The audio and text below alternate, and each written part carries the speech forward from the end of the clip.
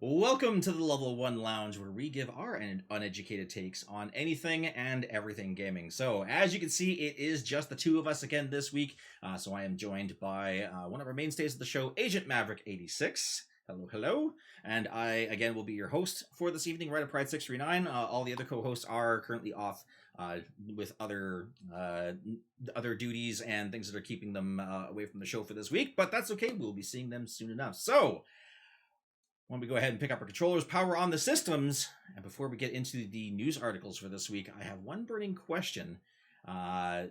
Seeing as we did the July game releases last week, we always do kind of like a burning question of the week after. So this week's question is, from your favorite video game, seeing as it's summer outside and everyone's outside touching grass and whatnot, what environment or biome would you like to live in from any video game that you've played?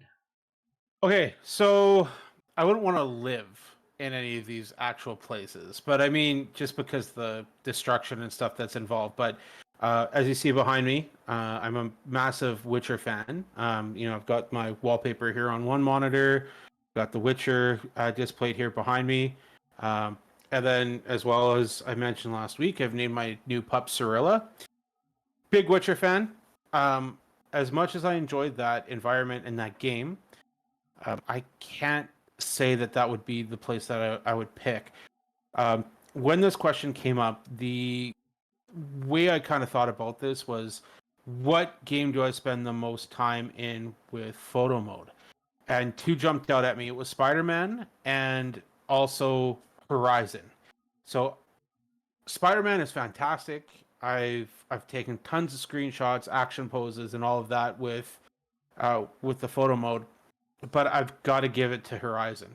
Horizon has just an incredible environment, and the detail that they had with the way they worked the detail was fantastic. And even at one point in time, you're able to zoom in on Aloy's eye. You can see the reflection of the environment around her. It's absolutely incredible. I cannot talk that up enough. Then, of course, you've got all those different machines that you take on, and there's just so much detail within that, and it's just an immersive world. It's that environment is almost like another character in the game itself. I can't talk that one up enough. Yeah, and I know I played a little bit of it. I wish I could have gotten into it more. Unfortunately, just it never really could hold my interest. But from what I did see of it, yeah, no, the environment was pretty amazing. And I guess we'll probably see a little bit more of it potentially in the future. Kind of despite our grievances against. I guess there's I remember you mentioning before that there was going to be some kind of like a Horizon Zero Dawn remake. Yeah. Potentially in the future, which I know we kind of grunting and groan about it just because we figured it's maybe a little too early to get the remake treatment for it. But no, I think 100%. I think the whole thought pattern with that is they're going to have the same idea that they did for The Last of Us, which is they're going to release it in tandem with the Netflix series, because that Okay, is yeah, coming.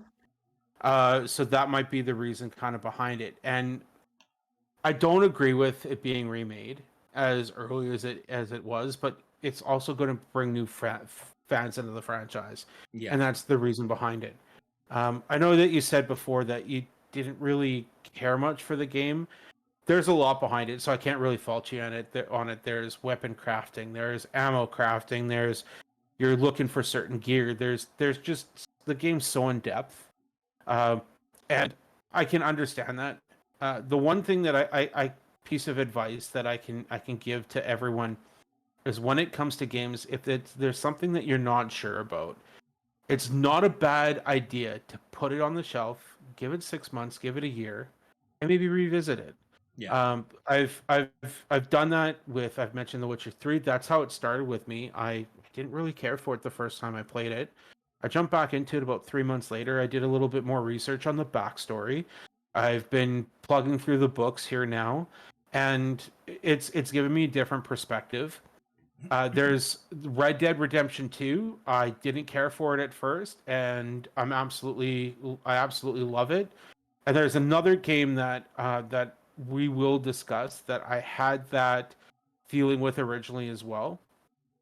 So that that kind of drew me into it. But anyways, Ryder, you didn't tell us what game that you were enjoying that you you're would have right. gotten Yeah. into that. Yeah. For me, it would have to be in the Star Wars universe, but it would have to be during Star Wars: The Old Republic. I know, like I said, a lot of people know me. I'm a big Star Wars nerd. Um, Probably the environment or biome I would absolutely love to be in would be during the Old Republic when you visit Alderaan. Now, for those of you who are Star Wars fans, obviously you know during Star Wars: A New Hope, Alderaan gets blown up by the Death Star, so you don't really get to see a whole lot of it in the shows, the movies. You got to see a little bit of it in Obi-Wan when Leia was growing up. But you really get to see a lot of it in depth in Star Wars: The Old Republic, from the gorgeous green countrysides to all the snowy mountain ranges to the various architectures from the different political houses that are scattered across the lands. It's an absolutely beautiful planet, even considering how old the game is. Like I said, it just roaming around the countryside, fighting all the different creatures, going through all the different castles and things like that. The trees, the snow, like I said, right from beginning to end, the music that goes along with it. It's an absolutely gorgeous, gorgeous countryside. If you've never had a chance to see it, you can go play it. Star Wars: The Old Republic is free, and it is in part of the early story where you can actually go experience it yourself. So, yeah, absolutely beautiful countryside. Well, it's too bad that they can't make the Acolyte that immersive. Yeah. Yeah, exactly. Speaking of which, I'll have to catch up on that on this week's episode too. But oh, I'm not even going to bother. I got to episode 3 before it's like, well, that belongs to the trash. Yeah. Well, I mean, to each their own, right? Yeah. But in any case, now that we've gotten past that, the system's powered up. We can go ahead and get into level 1. So we got more news articles to talk about this week. Some good, some bad.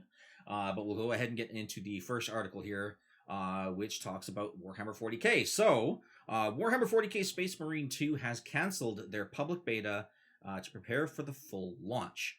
Saber Interactive has canceled it in order, as their priority is to ensure the best possible experience.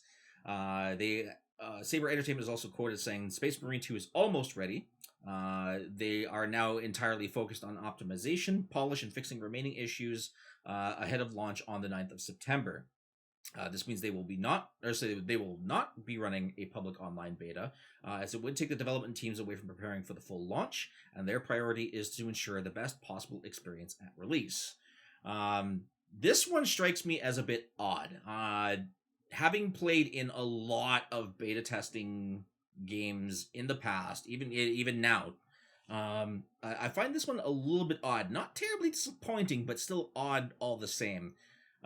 Typically, like if you have a beta, that's kind of why you have it, is to basically get it out to the players, have them run through it, stress test your servers, look for the bugs, look for the exploits and things like that, and patch them up before release. But obviously they want to focus more on the actual development side of things themselves, which I can kind of see, I can kind of agree with. But I don't know, this one strikes me as odd. What about you, Mav?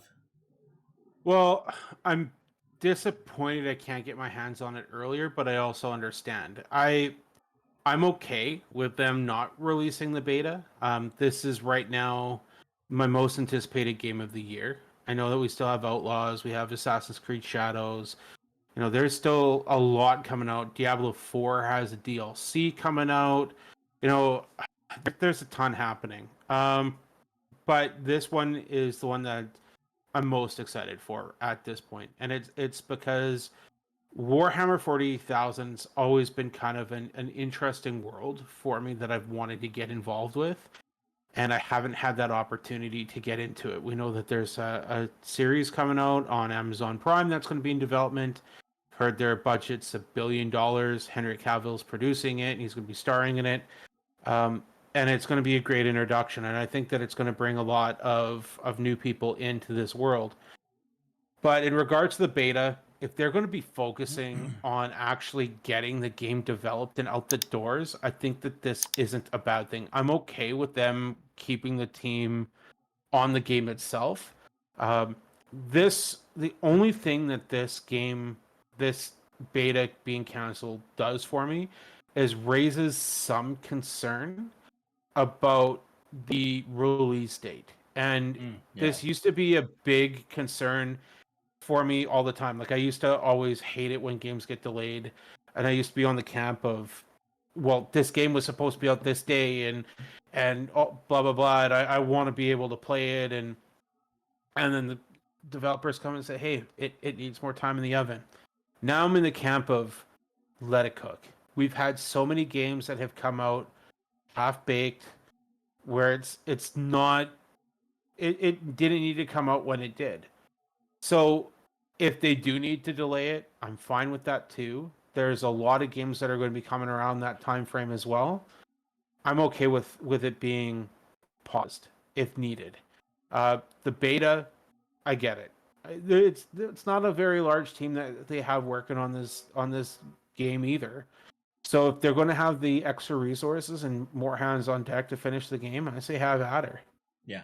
No, I agree with that too. It's nice that they're not completely under the thumb of the corporate overlords saying get this game out tomorrow or else type of thing. And then we end up with stuff like No Man's Sky and Cyberpunk and other various titles that have come out and which they did patch and they did make better. They did, but it released like a hot bag of garbage. Yeah, exactly. And we'll also get to again. That was one of the game there. One of my favorite games that we're going to be discussing here in a little bit. I had that issue with. Yeah, and fell in love with it. So we'll get there. But I'll share my thoughts of that in a bit.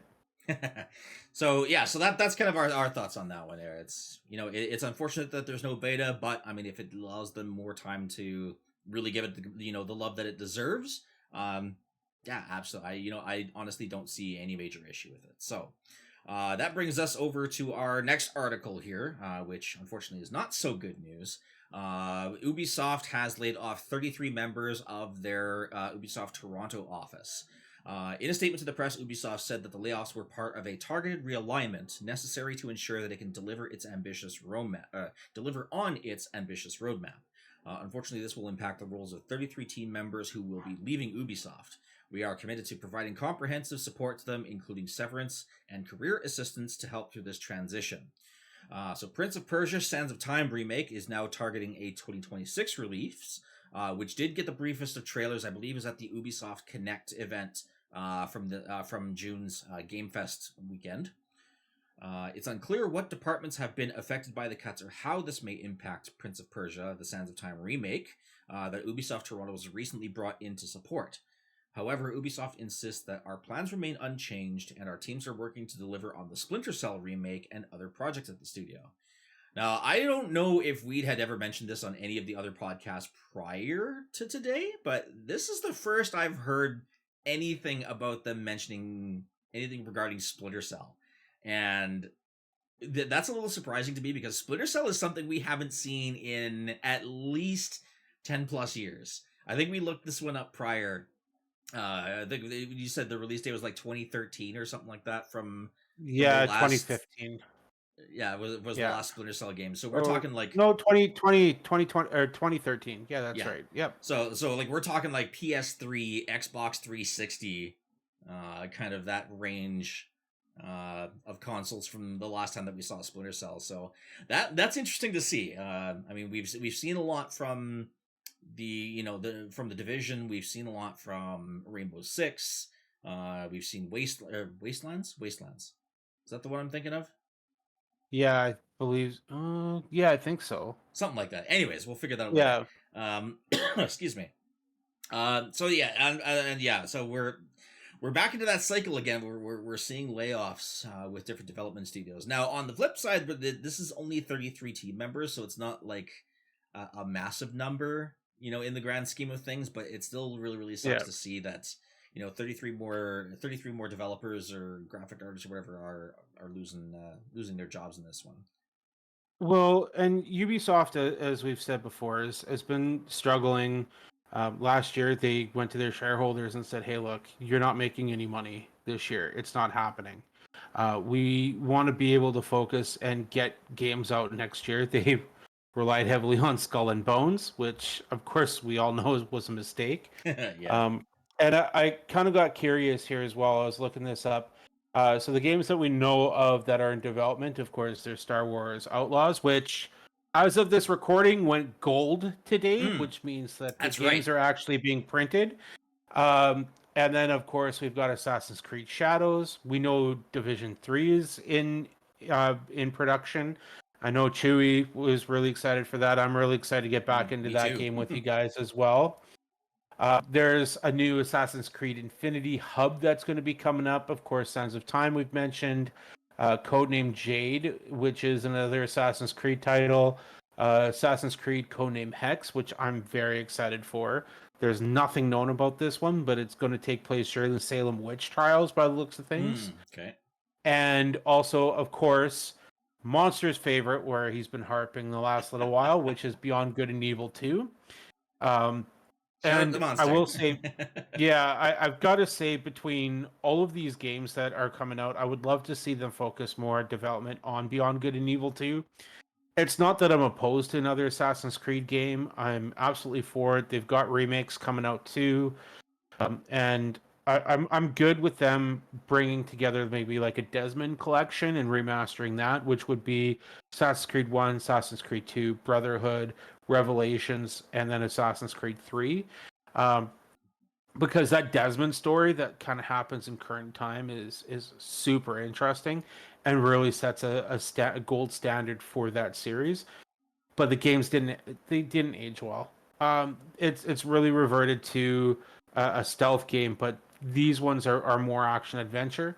I don't really find that there's a lot of stealth that's really that great, and the controls are kind of clunky. So I'm okay with a refresh for that. But they have enough on their plate, and I I know that these people lost their jobs, but at the same time, if they're going to be pushing through more development and get things out the door maybe a little bit quicker, I'm all for it. And we'll have to see what ends up happening. I don't understand how it's cutting people is going to resolve an issue with making game development go quicker. I would think with more hands on deck, you'd have more more resources and more people actually being able to work on it. Maybe Yeah. they're trying to free up funds for the games. Who knows? Yeah, no, those particular decisions are a little above our pay grades, unfortunately. But no, I agree. Like I said, it's hard to see these people basically out of work. I kind of hope that maybe something along the lines, like, especially us being in Canada, we do have a few studios here. Obviously, there's Ubisoft in Toronto. They do have a larger office based out of Montreal. I believe Eidos has a Montreal studio as well. Bethesda has a studio out in Edmonton. So I mean, like, there are a few game studios, and there's a couple of small indie ones kind of scattered here and there. Um, so I mean, I hope that, including some of the ones based out of the U.S. Um, I kind of hope that they can take advantage of some of the new studios that have been appearing. Especially, we talked about this one a month and a half or so ago, prior to all the Game Fest stuff, about those two studios in Poland that opened up. And started bringing a whole bunch of new of developers back together. I'd love to see something like that happen in Canada. There's enough large hubs for it. Like, you could easily base one out of Vancouver if you wanted to. Throw one in Calgary. Throw one in Winnipeg. There's enough large hubs throughout Canada that you could very easily house a full development studio. But I mean, obviously, it takes money for things like that to happen. But Right. And I mean, that's one thing that we could be very proud of when it comes to anything in Canada is the talent that's behind us. mm-hmm. I mean, how many actors and bands and artists have come out of Canada? And this is something that we could be very proud of, and to be able to lean into that would be fantastic, and to get more Canadian hands on board to be able to produce more games and be on working behind the scenes would be fantastic, and to bring the diverse culture that we have of this country into these games, I think is a huge asset. Mm. And I think that's one of the reasons too that Ubisoft Montreal has done a lot of the development for Assassin's Creed games, is because of the diversity that team holds. And I think that's a huge strength that we have being Canadian. So I'm Absolutely. absolutely on I'm absolutely on board with them bringing more people in and more studios. But I think with the way that the direction of these development studios are going, I think we're going to be talking about more layoffs, and unfortunately, this is going to be a subject that's going to come up constantly. Yeah. And in this situation, at least I hate to say it, I feel for these people that lost their jobs, but in this case, as he said, it's only 33 people. Yeah, exactly. And I mean, hopefully this year is the year that Ubisoft can finally start seeing things turning around. Like you mentioned before, Star Wars Outlaws is going to be a big one. I'm obviously interested in that, being a Star Wars nerd. You've mentioned that you wanted to play it. Assassin's Creed Mm-hmm. Shadows is going to be one that I'm interested in as well. I've never really played any of the Assassin's Creeds before. I kind of dabbled a little bit into, I think it was Odyssey, that I played like maybe an hour of. I didn't really get into it. I would love to give you a breakdown of the pre-culture race for the game to make sense, because that aspect of the game is so cool and so interesting to me, and it's one of the Yeah. things that keeps me coming back. Yeah. But yeah, I'm excited to hear your thoughts on that one, to be honest. Yeah, I'm looking forward to it. Like having the samurai culture is always something that's really interested me. Obviously, like I've played Ghost of Tsushima. I'm looking forward to playing Assassin's Creed Shadows. One of my favorite movies is The Last Samurai. Absolutely loved the Shogun series on Disney Plus as well. Yeah, like I said, this will be one of the first Assassin's Creed games that I'll actually have a vested interest in, just because this is something that Irish Bandit Rob and I talk about all the time too. So hopefully these two particular games really kind of push their numbers back up into the black, and we can hopefully, fingers crossed, stop seeing some of these news articles about more and more people getting laid off. We can only wait and see, really. But moving on to the next one. So speaking of layoffs, and in the spirit of layoffs, Sony has reportedly cutted. Oof, is that a word? Sony has reportedly It can cut. be. It is now. Yeah. It is now. Sony has reportedly cut around 250 jobs. So a new report has claimed that Sony is gearing up to cut around 250 staff members from their tech conglomerate's recordable media business division.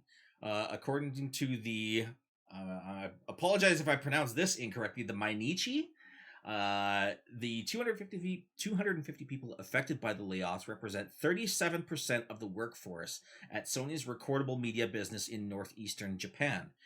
As the media outlet reports, the planned job cuts come amid a decline in demand for traditional storage formats such as Blu-ray discs, with streaming services now the norm. This appears to suggest that the layoffs are more likely to affect Sony's film and show division, and not necessarily its video games unit. Yeah. So, yeah, that's not surprising that it's affecting the physical media. We literally just talked about this last week, where as technology progresses, physical media is slowly starting to become a thing of the past. And it's not to say that it's a sad thing. We've seen this progression basically for the past 75 years. Obviously we saw like vinyl records that turned into 8-track tapes, that turned into cassette tapes, that turned into CDs. And yeah, obviously now everything's all online, everything's all in the cloud, everything's all based off of streaming services. So the need and the desire for physical media has basically gone the way of Blockbuster, as it were. Oh, don't hurt my feelings bringing that one up. Oh, I still miss Blockbuster. Uh, but the reason why I wanted to make sure that this was included in our news story is because a lot of people were jumping the gun saying, "Oh no, it's going to impact my games being printed." It's more about the movies, and here's the thing. Um, when you take a look at it, how many people are actually buying 4K or Blu-rays or DVDs anymore? I do it. I've got a room that has 2 bookshelves packed, but that's because I don't have all the streaming services. I know the films and the movies and the series that I like, and I want to be able to go back to them. I not only replay all my games, I rewatch everything. But we are in a digital society now, and everyone's even gotten to the thought pattern too when it comes to movies. You know, I'm not going to go to the movie in theaters. Why would I spend $25 in the theaters when I can wait for it to be on digital in 3 weeks, pay the same price, and invite all my friends over to watch it on the big screen? Yeah. I don't need to go sit in a theater, or I'm going to wait for the streaming service that I'm paying $20 a month for and watch it there. And this is I totally forgot about this, but and again, this was the film aspect of things, and I think this might have something to do with it. It was announced, I believe, last month that Sony has bought Paramount for the amount of $26 billion. So they actually did buy a streaming service. So Paramount Plus is going to be reviewed. Like, I'm sure they're going to be doing something with Paramount where Sony's going to get their toes wet with getting involved with streaming services. Maybe that's the reason why this is happening. Is this is a way for them to take advantage of that market. And some of the things that they were discussing makes me a little worried. But we're going to have to see what happens when that merger completes. As we know with the Activision Microsoft merger, that took how long to get through? You know, maybe the FCC will start throwing a wrench into that merger too. And then we're sitting around waiting for that to be completed. Yeah. But either way, like, as much as it sucks that these people were laid off, this is the main area that Sony is based out of. Like, they are based out of Japan. This is where a lot of their printing is done, and no one is interested in getting movies on disc anymore. Yeah, exactly. And I mean, I started adopting that particular mindset, quite early on. I like video games, especially when Steam first came around. When Steam first came around, I thought this thing was the bee's knees. I thought this is going to be the thing that's, this is the wave of the future. I can buy my games. I can have them all basically at my fingertips. And, if my computer gets stolen or if it breaks down and I have to buy a new computer, I just click a button and I reinstall my games again. I don't have to worry about discs getting scratched. I don't have to worry about my dogs eating them or anything like that. So you use the words bee's knees? Yes. Hey, Ryder, your age is showing. Yeah, if this wasn't obvious enough, I don't know what is. Yeah. I did just turn 43 a couple of weeks ago, so... God, you're old. Yeah, I know. What am I gonna do with myself? Or the words of nostalgic teenage warhead. Fuck, you're old. yeah, exactly. I'm already 1 foot in the grave, folks. But I mean, yeah, like I said, like I was, it was Steam first released. Yeah, I was there, man. I was there when it all went down in whatever year Steam released. I can't even remember now. But yeah, anyways, yeah, no, I digress. It's again, yeah, it sucks. People getting laid off. But in this particular context, it makes sense based on how the technology is progressing. I do hope that these people can find new work. And I can definitely see, it kind of makes sense on the financial side of things too, especially with, like I said, physical media becoming less and less of a thing, streaming services being more and more of a thing. Sony can then redirect those particular funds, towards cloud infrastructure type of thing. Bettering their services, making more room, what have you, take your pick. So it's hard to say what will happen later on down the road, but yeah, Sony is already kind of dabbling in the streaming services a little bit. I know with PlayStation Premium, I think is their top tier. Yeah. You can play a lot of their, like, the classic PlayStation games, but it's all played through the cloud. And they do have their Sony Core, which they have a set of movies that you can stream for free as well. Yeah. With that service as well. So they've got both sides of things as well when it comes to that. I haven't watched any movies on there yet, but yeah, it's not like they're a stranger to that. But that being said, Sony, if you're listening, I got a question. When are we going to see Kratos and Nathan Drake visit South Park? Because now that you're going to be owning both, we got to see that happen. Oh boy. Oh man. That would be Could you imagine? oh, that would be something else, I tell you. Oh my god. I hope Matt Stone and Trey Parker are listening as well. Excuse me. Anyways, let's go ahead and move on to the next news article here. A little bit more of a brighter side. Bethesda Game Studios, based out of Montreal, is the latest studio to actually unionize.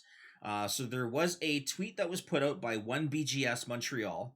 We, the developers of Bethesda Game Studios Montreal, are proud to announce that today, and the date of that tweet was June 26th, 2024. So today, we celebrate filing for certification with the Quebec Labor Board with the intention of unionizing with at CWA Canada 1 and joining the broader CWA union family. So this is good to see. Now, with my current job, I'm no longer part of a union, but my previous job, I was part of a union. Absolutely, unions are as much crap as a lot of people will give them. Unions are a wonderful thing. There are some bad unions out there, I will give you that. But having a union gives you a lot of protections from corrupt CEOs and bosses that basically just don't give a crap. So seeing Bethesda out of Montreal being the first to unionize, I think is going to set a very, very good precedent later on down the road for other studios, which I literally just mentioned not too long ago here. So between Montreal, Toronto, Edmonton, wherever all these other smaller indie game studios who may or may not need it, yeah, absolutely. Having a union is going to be a wonderful thing for them, and I really hope it works out for them. Unions are a great thing. I will say that I'm not going to get too political, but with the way that things are going in with some unions, we've got to worry about, in some cases, the government getting involved with where we're located, and I feel that there's maybe a little bit too much involvement there. So to see that there's some kind of protection for these people in particular, at least, this is a great thing. We're in a world where, again, we're talking about layoffs happening all the time. And I know that a lot of people are kind of against the union, mainly with our location, our part of the world, thinking that it creates lazy workers. But in actuality, I do feel that it creates lazy employers. And what I mean by that is, it's not that it's impossible to get rid of people that aren't performing. It's just a little extra paperwork. And I think that that's where there's a lot of fuss that's kind of kicked up in that case.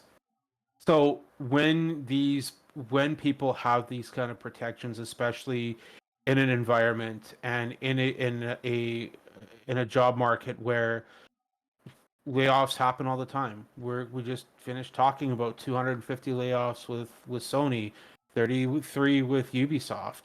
To have some kind of protection there isn't a bad thing. So I mean, good on them. And Bethesda is not a small company either. And this is going to be something that may be beneficial for them as well in the long run. So my hat's off to them for being able to pull this off. And I'm glad that they're going to have that protection again. Yeah, no, absolutely, I agree. Hopefully, with these protections, hopefully it'll give them a little more, I don't know, a little more motivation for some games too. I know Bethesda has been working hard on a few games lately. I know Starfield wasn't exactly very well received, and again, it kind of was under that whole same umbrella of, it released very, very buggy, and didn't feel really fully polished. But now that the first expansion has been announced for it, and some of the patches that they put into it, they've now released mod support for Xbox users. So I mean, it's going in the right direction, and I hope that Bethesda's got a lot more cooking, especially with Elder Scrolls 6. Fingers crossed. Well, and I mean they're working on they announced Doom: The Dark Ages, right? Like that's Yep. going to be another thing that's going to be coming out. And yeah, so it's not that they don't have work, that they don't have work coming. And I'm going to just add something on the Starfield side of things. I didn't have an issue with how polished or unpolished it was. Patches can always happen, updates can always happen. I personally felt that the game was just full of nothing. But I'm the type of person that's like, ooh, shiny thing over here. And that's one of the things why I enjoy Red Dead and Witcher 3 and Horizon as much as I do, Yeah. is how much you can explore. And it's not that this game you couldn't do it. It's the exact opposite. You can explore everything, but you'd go to a planet and there would be nothing. Not And enough that's the breadcrumbs, thing. basically. Yes, and that's my issue with the game. And I mean, other than it's something that could be updated, which is the face is tired. I mean, just those tweaks I can overlook that, as frustrating as that was. But for me, yes, not enough breadcrumbs, too much to do, and too many places to visit where there's nothing. Yeah. That's my problem. It's not the game itself. So when I was in combat, I had fun. But it's I'm the type of person, I want to see everything, and it's not possible to do with that game. Yeah. And as I said, I mentioned before at the top of the hour, if a lot of cases, put the game on the shelf, give it 6 months, give it a year. I'm going to likely go back into that game and give it a shot. And I can already hear Monster going, "No, you're not, Maverick. Stop it." Well, But they got who vehicles knows? coming. It's on Game Pass. Yeah. Yeah. I mean, and they're gonna have vehicles coming here, which is gonna make that exploration a hell of a lot easier to go around from place to place. Yeah, to go from nowhere to nowhere. Absolutely. Yeah. Sounds fantastic. Go to this thing in the middle of nowhere to this other thing in the middle of nowhere, but at least Yeah. shorten the time frame. I guess that's about the only perk to it. But yeah, I mean, what more can we say about that? I mean, like I said, Bethesda's working. They're not gonna hit every title out of the park. They're great developer, one of the best developers in the world. I will give them that. Just for me, Starfield was a dud. Yeah. Everything else, you know what? Great. Elder Scrolls never got into. Doom, give me. Yeah, I'm looking forward to that one too. All right, so coming on to the next one. Bit of sad news. I know Monster is going to be very, very sad about this one. But the Bend Studio community manager, Kevin McAllister, straight out of Home Alone, has come out to say that Days Gone 2 is not happening and it's time to move on. Excuse me a second. Sorry, I just had to cough there. So Kevin McAllister, no, it's not actually the guy from Home Alone. Just give it a rest. He does say that we are currently working on a new IP, and when we have actual news to share it, it will come from our studios. I apologize to our Days Gone community for continuously getting fed false hope and poor information by people looking for likes. It's not fair to you all. John Garvin, who is the writer of Days Gone, has also commented on a potential sequel. I wasn't there when Days Gone 2 got shot down. I worked on the sequel for weeks. I have a script, an outline, a map, and some concept art. Sony owns the IP and compensated everyone who worked on it very, very well, so I don't begrudge them any money that they can make on it now. It was a huge investment and risk that, frankly, didn't look like it at first was going to pay off. I'm glad with Steam and PlayStation 5 that the game succeeded. Maybe in a couple of years when the IP is gathering dust and they, Sony, are sure that they're done with it, they'd license it to other devs. But again, not holding my breath. If nothing else, I'd love to write a novel or graphic novel so at least you fans would get closer to the cliffhanger. So I know you have played Days Gone. I know you've talked about this one on more than one occasion, actually. I never got into it. I always thought it was an interesting looking game, though.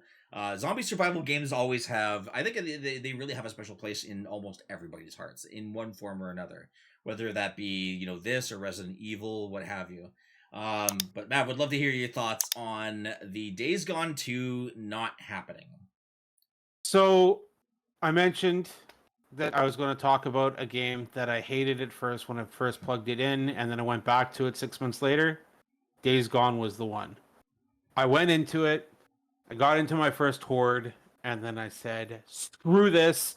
I'm done with this stupid game. I traded it in, and then 6 months later, it went on sale on the PlayStation Store, and I went, yeah, all right, I'll give it a shot. $20. $20 was worth my money. I'll give it another try. Fell in love with it. So the cliffhanger that they're talking about, spoil it, we're not going. It's going to be okay with spoilers. The game's been out long enough. Get over it. Sarah was, yeah. Deacon's wife Sarah was saved by a guy named O'Brien, and the part of the game, Deacon's working with O'Brien, and O'Brien's trying to track down Deacon's wife, trying to find out what exactly happened to her, because as far as he knew, that she died in this helicopter crash.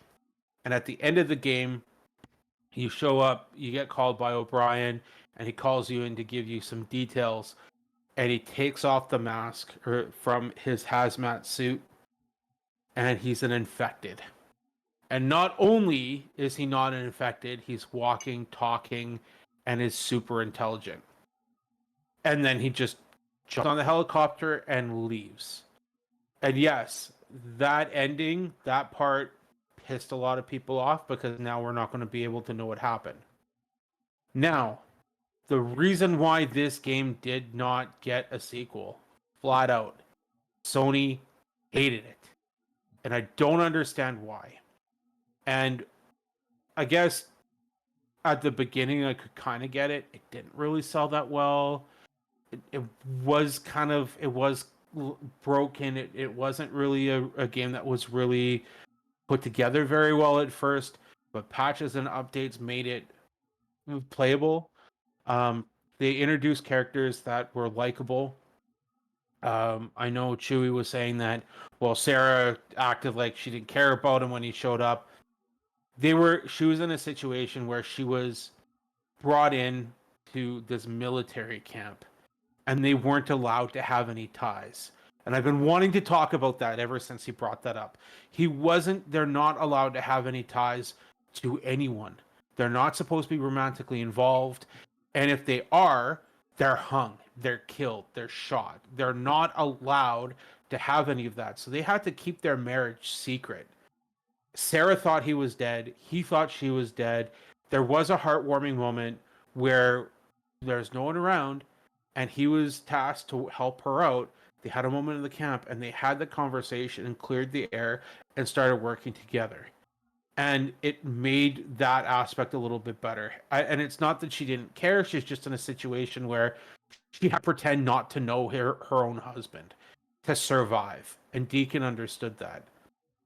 But this game, not getting a sequel, yeah, it's disappointing. But I do have to agree it is time to get over it. And I mean, we're also talking about a developer that came out and said, hey, you like the games that come out by the developers? Pay full price for the game. And they said that 2 or 3 years ago, and they got backlash for it.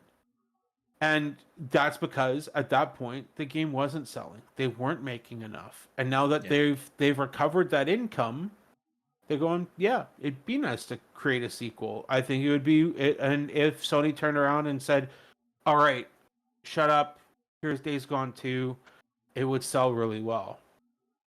But they've already moved on to other projects. So with that being said, I'm going to agree. Yes, it's time to step back, let them do their work.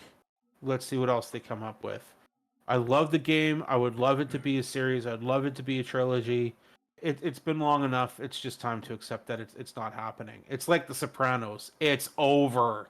Yeah. Let it go. Yeah, exactly. Don't stop, and then fade to black. Yes, that's pretty much where we're at in this one.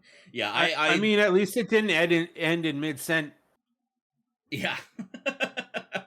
Yeah, the fact that the only way that this is ever going to see the light of day as a second part to the game, or a second release of the game, is, yeah, basically Sony's going to have to willingly relinquish it to another developer. And then I'm Or there's a assuming, graphic novel or novels. Like, bring it on. I would absolutely pick those up yeah, and I read mean, that. yeah, I mean, Sony could very easily just greenlight that because they don't have to do anything about it really. So they don't really have to develop, or they don't have to devote any resources to to something like that. So yeah, I mean it'd be nice for the fans of the franchise to get that closure to that particular cliffhanger, just like you mentioned. Um, now that you mentioned it, I kind of want to know what the hell happened after it too. That's kind of an interesting thing. And I mean, I do think that you would likely enjoy that game, but I've learned my lesson not to push games on you.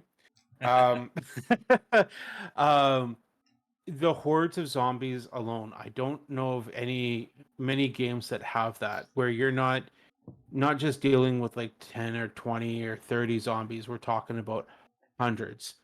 That sawmill horde is one of the reasons I keep going back, and I think there's in the ballpark of 400 to 500 that come after you in that one, Yeah. and you have to. Oh, it's awesome because the only way that you could survive is, okay, I'm going to plan a route that I'm going to get all of these people, all these zombies through.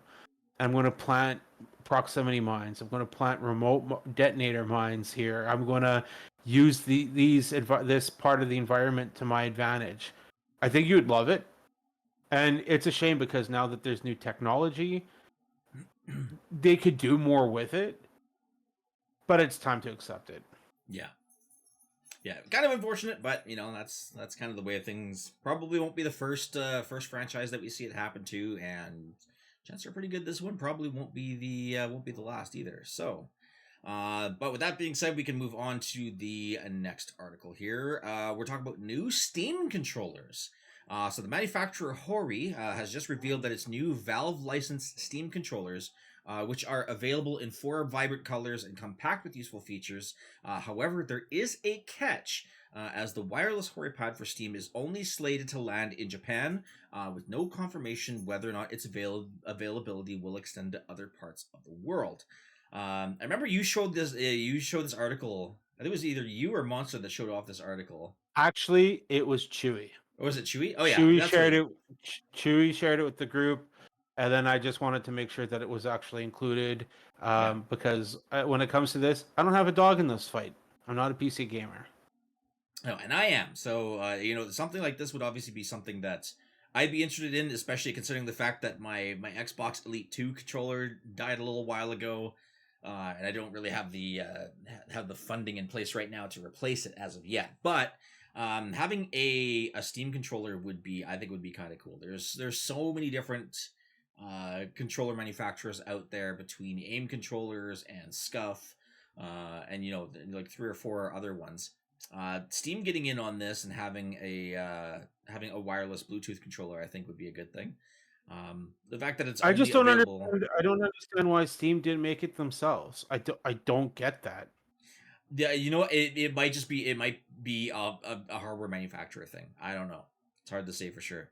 Um, but that being said, I could very well see a bunch of purchases being made over in Japan and just getting mysteriously shipped over to North America for things like that. Now, whether or not those particular controllers will work on North American architecture, hard to say for sure. Technically, things like that can happen nowadays. But you know what? We'll see. I imagine we'll probably see these controllers in North America sooner rather than later. They'd be silly not to do it. But like I said, it may just be just a hardware thing where the chipsets that they're looking for are only available in Japan at the time, and they can't really replicate it in North American factories as of yet. So, I don't know. I mean, you don't have much of a dog in the fight, but kind of what are your thoughts No, on something like this? I mean, when it comes to these types of developments with hardware, I mean, give it 6 months to a year, and we'll probably see it. I Yeah. can talk to the manufacturing aspect of things. As I said, I just don't understand why Steam didn't do it themselves. I think there'd be a great opportunity for them to make a little bit more.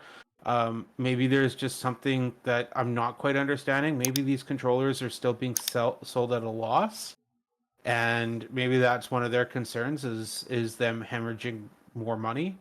Um, so it's hard to say. But I mean, I think it's only a matter of time. I think launching it in Japan makes the most sense, um, because the population there, they're going to be able to get a decent amount of feedback from them to be before sending it out elsewhere. And I mean that market's huge. It's Yeah. the place to start it. Yeah, no, I agree with that too. But yeah, we'll just have to wait and see what happens if it comes to North America, Europe, where what have you. So on to the next article here. So we're gonna go back into one of our favorite games, Helldivers 2. But unfortunately, this one's a little bit bad news. So the Helldivers 2 player count has actually plummeted. So for those of you who don't know, Helldivers 2 is a co-op shooter, and it's currently struggling to maintain its player base months post-release. The game has lost around 90% of its players on Steam, with 38,000 concurrent players at this moment.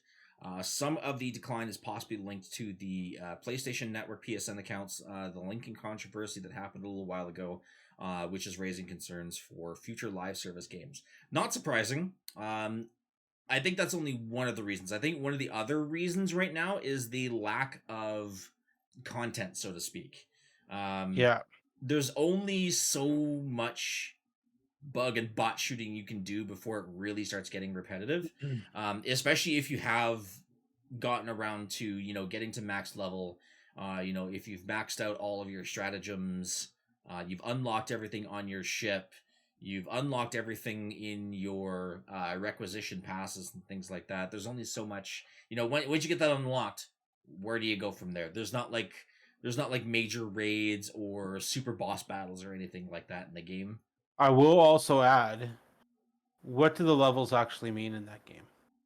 Yeah, they're Here, basically we're talking 150 levels, but okay, I've reached level 90. What do I get for the progress? Like there's no payout. There's nothing there. My character is not getting stronger. I'm not getting additional XP. I'm not getting abilities. Everything is gun based, and you have to be able to partake in weekly events and daily events in order to get the extra coins to be able to pay for the weapons. And then of course you've got the microtransactions that are part of it as well, where you're getting war bonds. I mean, you can mine and you can go and look for them, and you can grind those coins out to be able to pay for it, the super credits. But at the end of the day, it's why? Like there's nothing keeping a lot of people on there. And here's the thing. We're getting to a point where there are more games coming out. yeah. Have we forgotten that Elden Ring had a new DLC that came out? Alan Wake 2 has a new DLC that's come out. People are more interested in those games right now. And Yeah.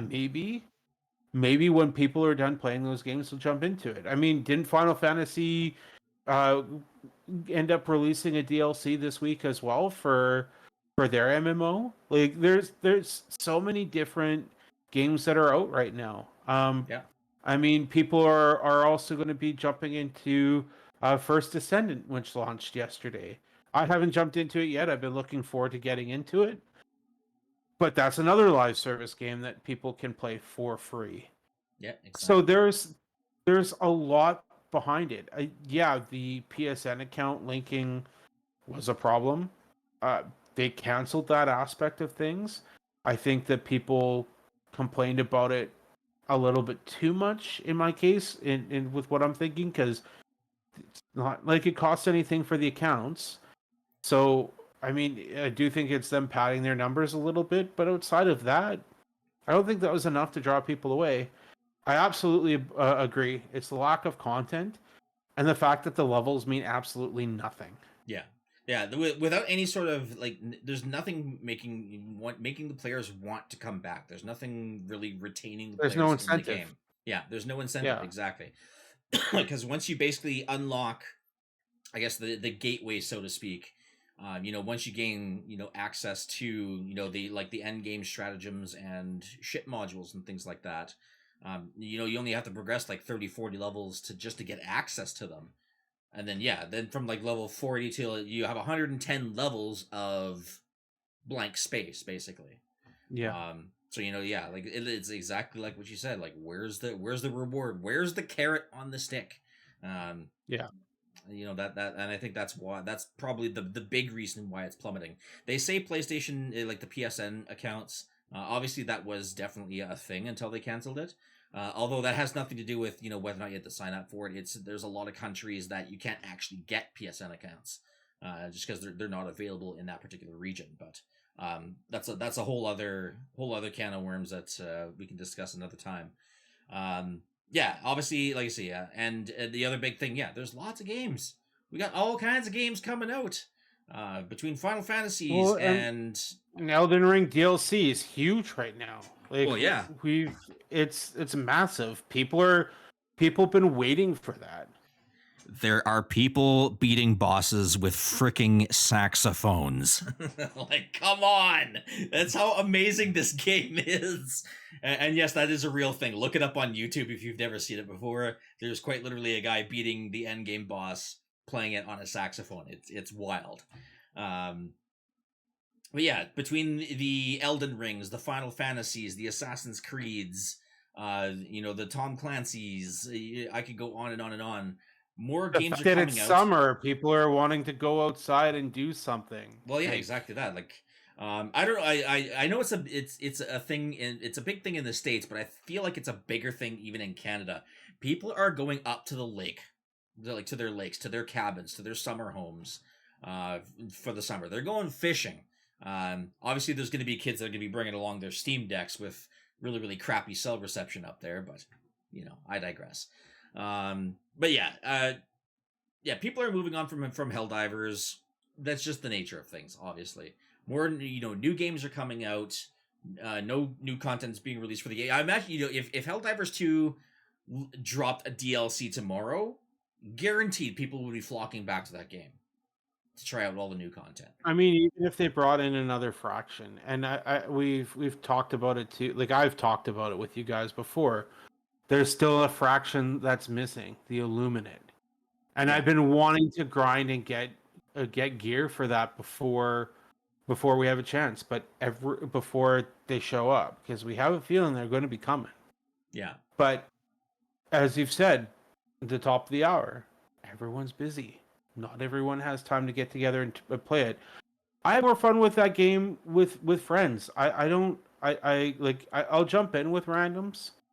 But it's so much better with friends. Yeah, absolutely. It's so Chewy, you got in the way of my resupply. Now it's stuck on you, and you're standing beside Rob, and you're both dead. Yep. That was one of the greatest clips we've put out there yet. So it was almost as bad as what's going on here. And a grenade bounces off of Rob's face and jumps back and hits Chewy. Yeah. Like there's so much hilarity with that, and Chew's always great for a good clip. Yeah, exactly. So anyways, let's go ahead and move on to the next article here. So Astrobot, so the upcoming Sony PlayStation title, Astrobot, has had their file size revealed, and it's coming in at 66 gigs. Which is about 6 times the size of the original game that was preloaded on PlayStation 5s.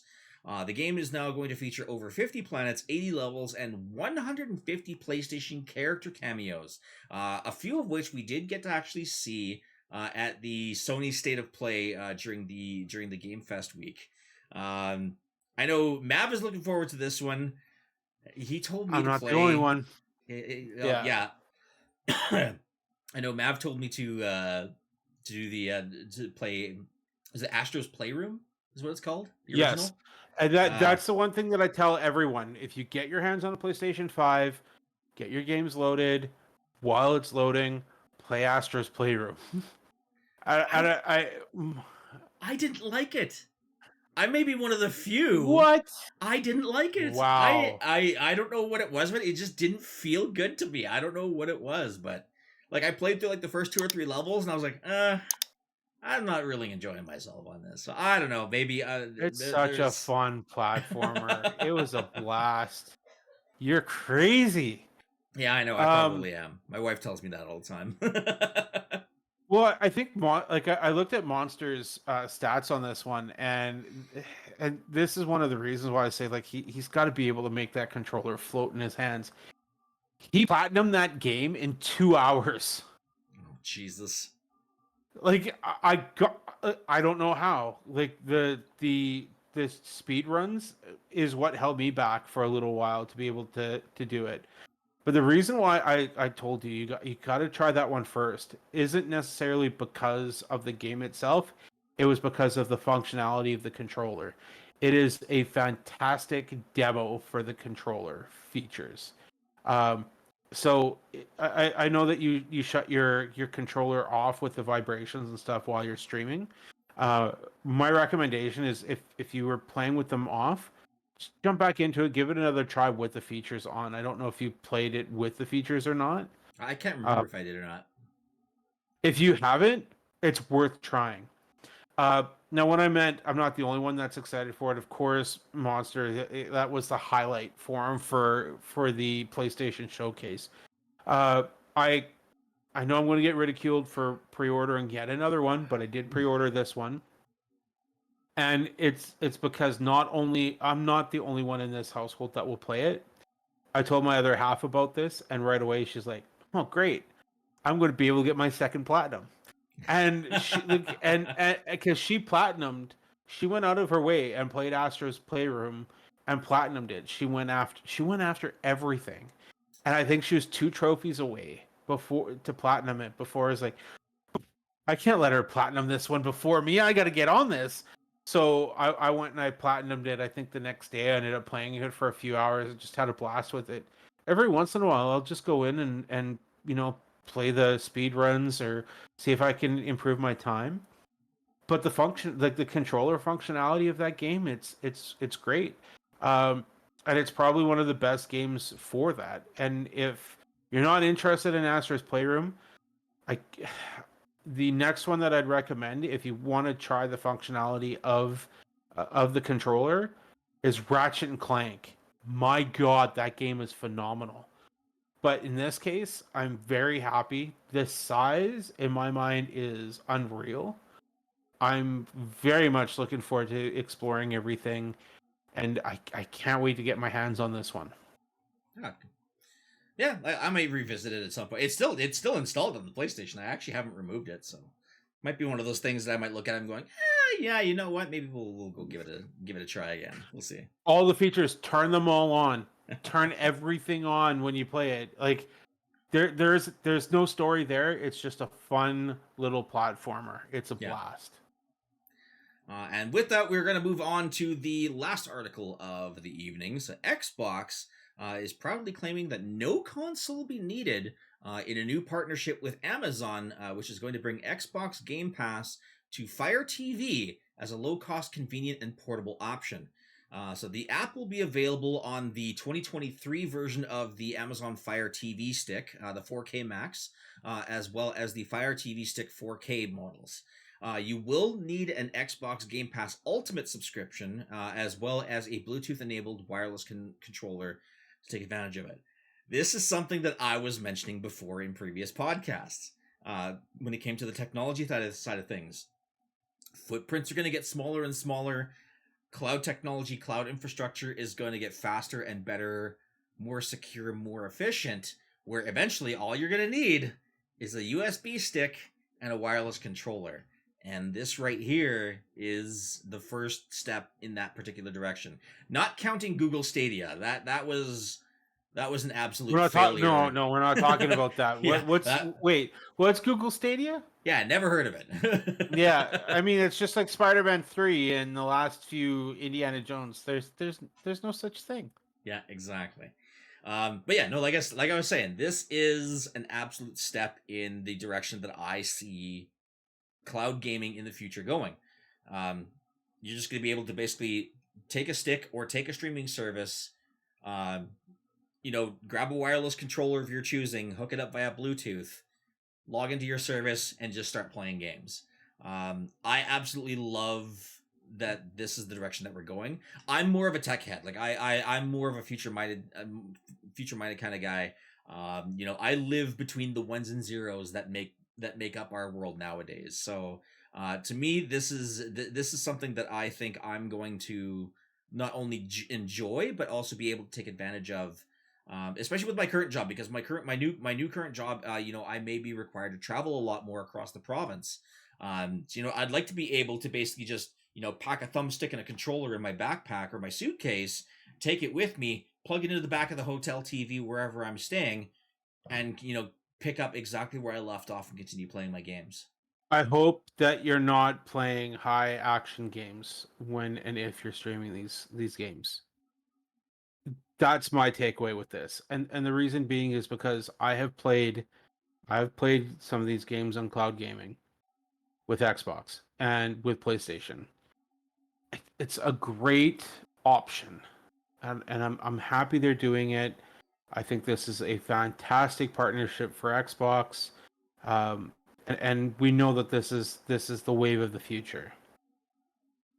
But anything fast paced, first person shooter, a high amount of action, I personally don't recommend doing cloud gaming for.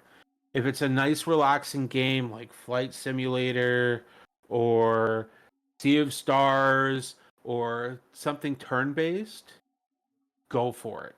Knock yourself out. You're not going to have any issues with it. Anything more, I I just don't.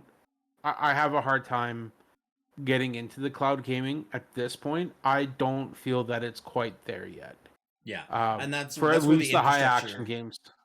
Yeah, and that's where the infrastructure improvements are going to need to be made, to basically handle those high tick rates for all of that, all that stuff that's happening on your screen all at once. Not to mention, especially if you're playing multiplayer games, you got to constantly send and receive packets of information back and forth of your position, that player's position, what skin is that player wearing, that sort of thing. So, oh yeah, obviously Yeah. there needs to be improvements made on the infrastructure side of things, but yeah, this is kind of taking a step in the direction that I was predicting on the podcast a while back.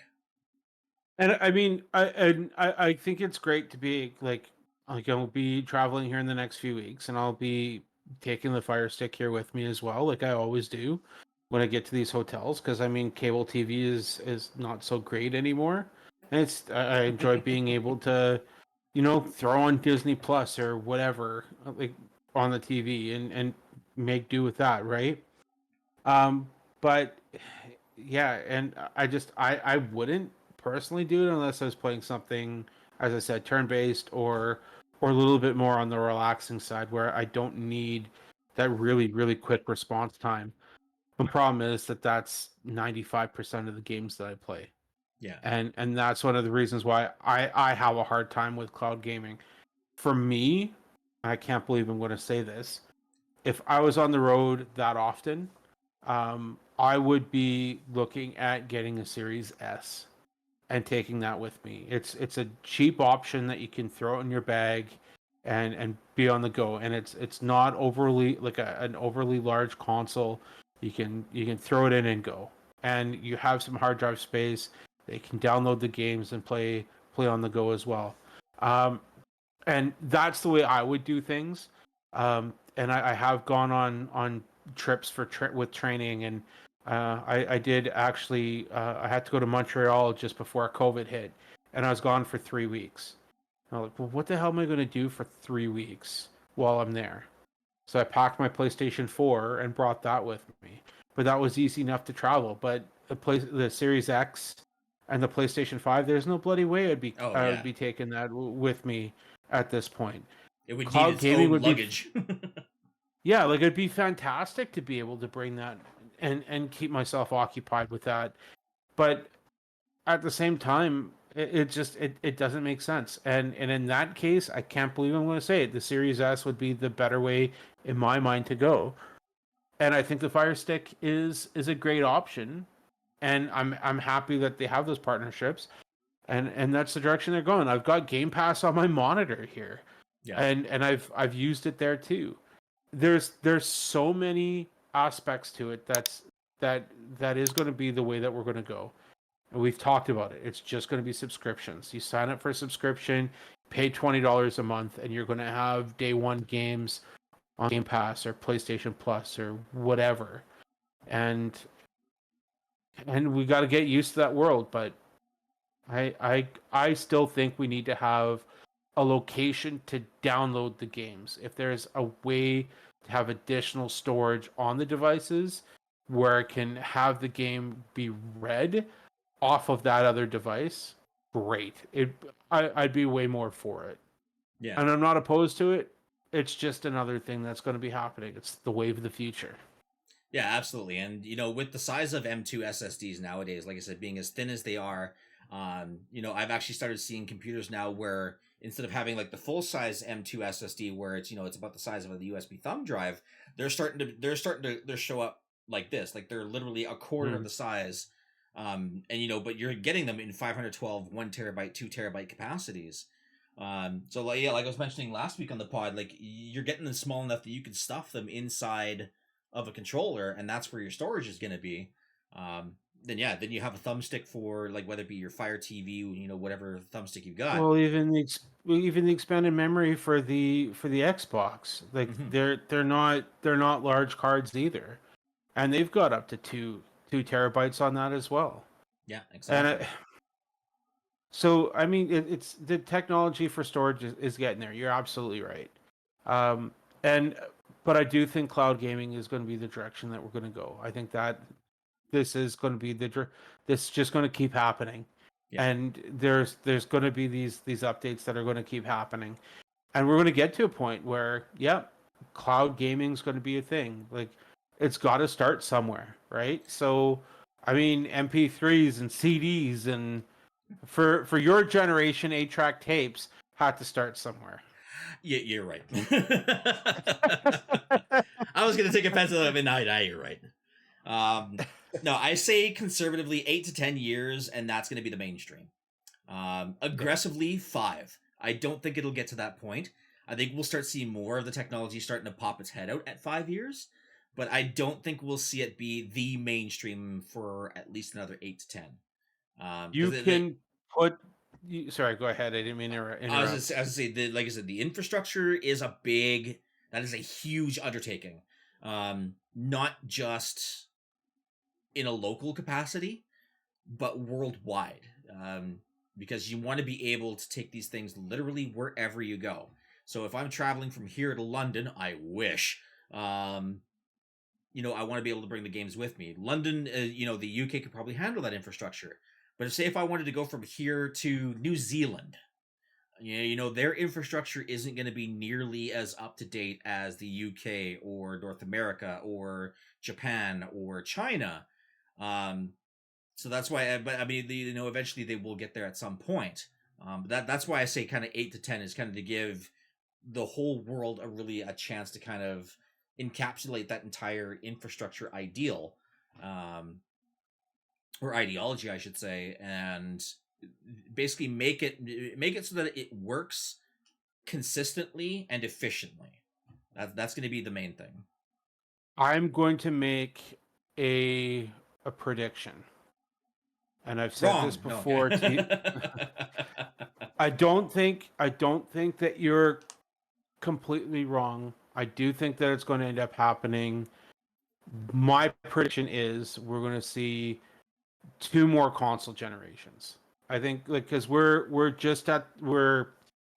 a little bit past the halfway point for the PlayStation 5 and the Xbox Xbox Series S and X life cycle at this point. I think we're just past the halfway point.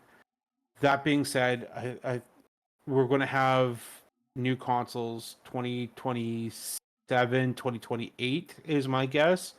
But with that, I think it's going to be too soon to push that. So I'm going to say 2 console generations minimum. Yeah. I think Nintendo is going to keep pushing out the Switch the way that it is because it's selling well. The portable aspect is fantastic. their idea is phenomenal, but they've always been ahead of the curve. Yeah. And maybe that's something that other companies finally get on board with too, is maybe it's not a subscription service, maybe it's a handheld. Xbox was talking about doing it. Maybe there's something that they're going to be able to use that same type of technology in a few years. Cut back the price, and that's the main thing too. There's a lot of people that are out there that aren't able to play all of these games because in Canada we're looking at an $850 price point for these new systems. Not everyone can afford that. Yeah, exactly. And I talk up Microsoft with the Microsoft All Access when people are looking for games and they're looking for a cheaper option. It's not a cheap option, but it's easier to swallow $60 or $30 a month for 2 years than it is $850 or $1,200. And at least going that route, you have Game Pass for 2 years. And that's that's the way I got my Series X. I signed up for the Microsoft All Access, but I had also dumped a bunch of money, I think 7 or 8 months before, on my PlayStation 5. And the way I got my PlayStation 5 wasn't really ideal. But I mean, not, as I said, not everyone can afford it. They need to find a way to cut costs, and they need to get more be able to put the games in the hands of more gamers, and that's a great way of doing it. No, I agree with that too, and yeah, it's I had a thought, I totally lost it. Just trying to think about, like I said, being able to kind of transport games from one to the next. Yeah, but handhelds are obviously going to be a way to go. I figure, no, I remember what I was going to say now. It had to do with the time frame. I think you're right. 2 more console generations. That second console, I wouldn't be surprised if that was the bridge. That was your gateway console to the full digital gaming, cloud gaming route. Yeah. Where you could basically have, and I imagine, hopefully they shrink the footprint on some of these, because like you mentioned before, trying to travel with one of these massive freaking tanks in your backpack, good luck, because they're weighty, they're bulky, and they're thick. So they don't exactly travel well. But I figure 2 console generations, we're probably looking at it, like I said, from my perspective, was 8 to 10 years. So that takes us about 2032 to 2034, maybe even 2035 would probably be a good, a nice 5 or 0 number, where eventually that's about the time frame where we start to see the full digital cloud gaming aspect really take full force, where it becomes the mainstream type of thing. But no, I 100% agree with you. I think we see about 2 more console generations before that happens. So we'll see the PS6, we'll see the PS7, we'll see the Xbox Series, whatever the hell, whatever. Yeah. We'll see the Switch 3, we'll see the Switch 4. If they stick with that particular naming convention.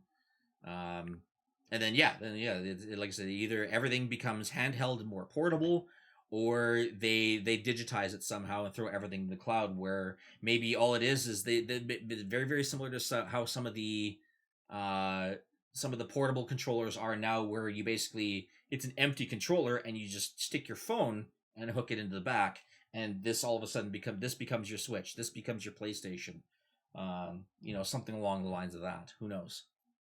But we're, like I said, we're at least 8 to 10 years before we really see that whole set of infrastructure really come to fruition. So all we can do is speculate at this point, but seeing the FireTV stick take that first step towards it, I think is where, like I said, it's a step in what I believe is the right direction anyways, with how cloud gaming should go.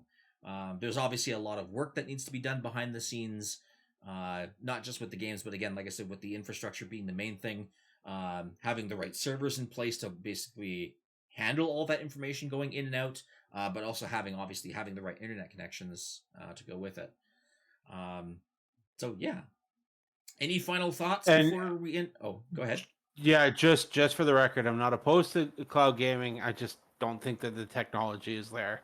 And yeah, we'll have to see what happens. I'm right now, let's just focus on the games that we're getting. Yeah, But absolutely. Ubisoft, 100%. where's Beyond Good and Evil 2? Let's get that out the door. Give me Division 3. That too. Yeah. Yeah. So with that, it is time to put down the controllers. It's time to power off the systems and say goodnight. So, Mav, what is on your docket this week for gaming and your Facebook page? So as of right now, there's not. I'm trying to keep up with some of the movies and stuff that are coming out. I am going to be checking out Twisters, so I'll be getting a review out for that actually opening week. We've got Wolverine and Deadpool coming up here this month. Ryder, you're actually going to be joining me, you and your other half. So I'll be taking you guys to see that. So I'll be getting a review out for that. I haven't gotten a whole lot really out there lately. As I said, I've got my hands full with a new pup. The games that I have been playing, it's been games that I've been wanting to make sure that I've got the time to pause. When I do have a chance, though, I have been trying to grind some characters out a little bit more for Diablo. But right now, as I said, my streaming is kind of on hiatus. I do have a plan to get a Flintlock review out this month as well. Outside of that, yeah, there's not a whole lot of movement right now. We're at a lull. But I will keep you guys updated with a lot of the reviews and stuff that are coming. Excellent. And yes, you can find all that information down below. You can find him on Facebook with the new Geek Corner. You can also check him out over on Twitch as well. As for me, kind of same deal. My streaming has been sporadic. My YouTube releases have been sporadic. Just because I'm transitioning with a new job, so I'm trying to get used to the new scheduling. I'm going to be added to the shift rotations here in the coming months, I should say. So there's going to be times where I'm going to be working overnights. So like I said, everything's kind of up in the air in the moment. But for the times that I do stream and the times that I do release videos, you can find me over on Twitch as well as YouTube. Like I said, all that information you can find us right down below. As well as our other podcast mates, Monster Hospital with his In My House Pro Wrestling podcast, Irish Bandit Rob with his YouTube videos with various gameplays, walkthroughs, and Let's Plays and things like that. You can find us all in that information down below. So with that, it's time to say goodnight. Thank you all very, very much for tuning in to another episode of the Level 1 Lounge podcast. We really appreciate it. Make sure you do drop a like on the video and make sure you do subscribe to the channel with the notification bell on so that way you guys don't miss another episode when it goes live. There is going to be more videos coming up.